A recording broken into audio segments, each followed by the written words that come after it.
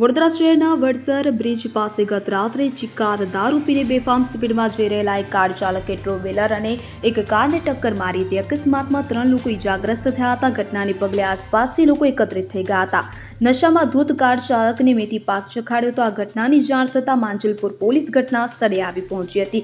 આરોપીની ધરપકડ કરી વધુ તપાસ હાથ ધરી હતી. મળી આવતી જાણકારી અનુસાર ગત રાત્રિના સમયે નશાની હાલતમાં ઓફિસથી ફૂલ સ્પીડમાં કાર ચલાવીને ઘરે જઈ રહેલા ગૌરવ મુકેશભાઈ પટેલે વડસર બ્રિજ પાસે 2 ટ્રુ વ્હીલરને અડફેટે લીધા હતા. બાદમાં અન્ય એક કારને પણ પાછળથી ટક્કર મારી હતી. આ ઘટનામાં 3 લોકોને સામાન્ય ઇજાઓ પહોંચી હતી. અકસ્માતને પગલે લોકોનું ટોળું એકત્રિત થઈ ગયું હતું. કાર ચાલક ગૌરવ કારમાંથી બહાર તેને કાઢ્યું હતું અને આ સમયે ગૌરવ પટેલ કે જે ફૂલ દારૂના નશાની હાલતમાં હોવાથી અને લોકો સામે ગાંડા કરતા રોષે ભરાયેલા લોકોએ તેને મેથી પાક ચખાડ્યો હતો. જે બાદ પોલીસે સ્થળે પહોંચીને આરોપી ગૌરવ પટેલની ધરપકડ કરી હતી. વધુ તપાસ માટે સ્ટેશન લઈ ગઈ છે.